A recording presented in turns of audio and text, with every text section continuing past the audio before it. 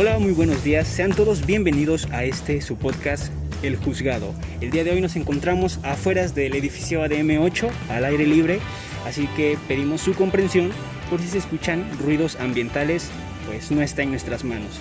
El día de hoy, el equipo 5 tratará el tema que es la Constitución en forma material y en forma formal. El equipo está conformado por Bianca Estefanía Flores Rojas, por Tristan González Vega y Gallardo Morales Teresita de la Cruz y Víctor Yael González Mejía. A lo largo de la historia han surgido varios pensamientos acerca del derecho jurídico. Hemos estado repasando en clase tanto desde la forma romana, que fue el nacimiento, y bueno, desglosándolo con el derecho natural. El día de hoy nos vamos a centrar en el tema que se vio en la lectura implementada por la profesora, y pues vamos a poner ideas principales y el pensamiento de cada uno sobre este maravilloso tema. Así es, Víctor. Yo creo que empezaremos con la definición de lo que es una constitución. Bueno, para mí una constitución es una ley suprema que faculta al gobierno y dice que cómo se aplican las otras leyes. Esta le puede poner un freno al poder del Estado para que el pueblo pueda tener, digamos, un cierto control. Esto limita el poder en varias funciones.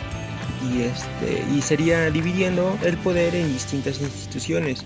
Y también cabe resaltar algo importante, es que siempre tiene rotación del poder. La Constitución puede estar creada para la mayoría y también puede haber algunas disposiciones para ciertos grupos de las minorías o grupos, por así decirlo, marginalizados en seguridad o protección en su misma identidad. También la supremacía constitucional se podría decir que es como ubicar la constitución del país por encima de todo orden jurídico y considerarla como la ley suprema dentro de todo. Completamente de acuerdo contigo, Tristán. Es importante resaltar lo que es una constitución para introducirnos a este tema sobre el pensamiento de Kelsen de lo que es una constitución en forma material y también formal. Así es que, ¿tú qué recuerdas acerca de ese tema, Teresita? ¿Nos podrías comentar lo que básicamente es el pensamiento de este autor? Claro, Kelsen decía que la Constitución, materialmente hablando, solo se refiere a las normas que regulan el proceso de creación de las normas legislativas, o en todo caso a aquellos aspectos que organizan al gobierno y atribuyen facultades a los órganos del mismo. Él considera que existen otras normas en los textos constitucionales relativos a diferentes materias, que por determinada razón el constituyente consideró necesario incluir dentro del Código Supremo. En estas normas referidas a materias distintas a la regulación del proceso legislativo y a la atribución de facultades a los órganos estatales, no tienen un carácter materialmente constitucional, sino solo formalmente constitucional.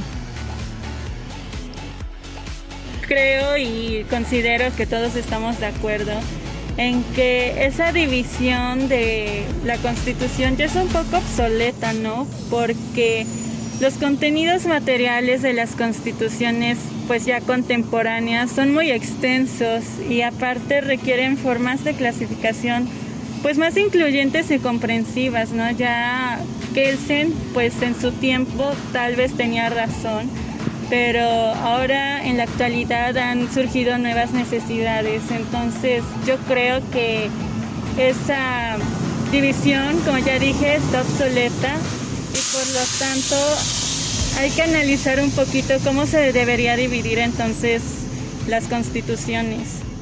Concuerdo contigo, Bianca, porque en la actualidad el concepto de constitución material resulta más amplio que el de la constitución formal, el cual es aquel que comprende un conjunto de normas de distinta naturaleza, que como el caso inglés puede ser consuetudinaria, tener un rango legal común y corriente o no requerir de determinadas formalidades para expedirse o modificarse. En cambio, la Constitución formal se identifica con el conjunto de normas codificadas a las que se atribuye el rango de supremas y se las rodea para su creación y modificación de un marco de formalidades especiales. Así es, Teresita. De hecho, es muy curioso el caso de la Constitución de Inglaterra, porque en ella no existe ningún dispositivo legal, pero la costumbre se implantó y tiene más fuerza que cualquier ley escrita. El caso de Inglaterra en realidad podríamos decir que es excepcional. Yo recuerdo una anécdota que hace tiempo, en el siglo XVIII, donde el rey inglés no asiste al Consejo de Ministros, ya que se cuenta que este buen rey, de origen alemán, le aburrían tremendamente las reuniones con sus colaboradores. No solo porque desconocía el idioma, sino porque tenía un temperamento frívolo, porque le arrastraba más hacia diversiones tales como la caza y otras similares. Entonces, los asistentes del rey, los ministros, se reunían a trabajar en parte desde entonces surgió esta buena costumbre del rey, que nunca participase en los consejos de los ministros, y esto continúa hasta nuestros días. Pero por otro lado, en algunos países que tienen constitución formal, también tienen una constitución material que va más allá del texto plasmado en un código, porque comprende normas legales que se refieren a la organización del gobierno y a otras materias pues propiamente constitucionales. Inclusive tiene normas consuetudinarias que también son esencialmente constitucionales, aunque no se encuentren escritas en un texto. Entonces, pues ya no solo es sí o no, o ya no hay ya no nos podemos ir a tantos extremos, porque tal vez sí en el caso de Gran Bretaña todavía sigue siendo muy tradicional, pero pues en otras constituciones ya parece como una mezcla de todo. Sí, así es, porque de hecho el constitucionalismo contemporáneo pues ya no solo requiere tener las normas de rango supremo incluidas en el Código Constitucional. Antes su único objeto era la organización gubernamental, pero ahora también es necesario incluir la regulación de una serie de tareas que correspondan al Estado o a la normación de realidades sociales consideradas de tan elevado nivel, pues que es preciso darles un tratamiento constitucional. Estos documentos han venido ampliando su función y su contenido y abarcando cada vez un mayor número de materias debido a la necesidad de cada estado ha tenido de elevar ciertos asuntos al rango normativo supremo. De hecho, la Constitución tiene dos vertientes, una como conjunto de normas que establecen los derechos inalienables del individuo y regulan la formación de los órganos de gobierno, así como el ejercicio de las atribuciones que se les confieren, y otra como disciplina jurídica, es decir, la rama del derecho que tiene como objeto el estudio de dicho conjunto de normas. El derecho constitucional abarca reglas que están establecidas a nivel de ley ordinaria y de costumbre, pero que se refieren a todos los asuntos fundamentales del Estado, tales como es la organización de gobierno, la preservación de garantías individuales, la regulación de actividad económica, la relación con otros estados y el derecho a la educación y salud.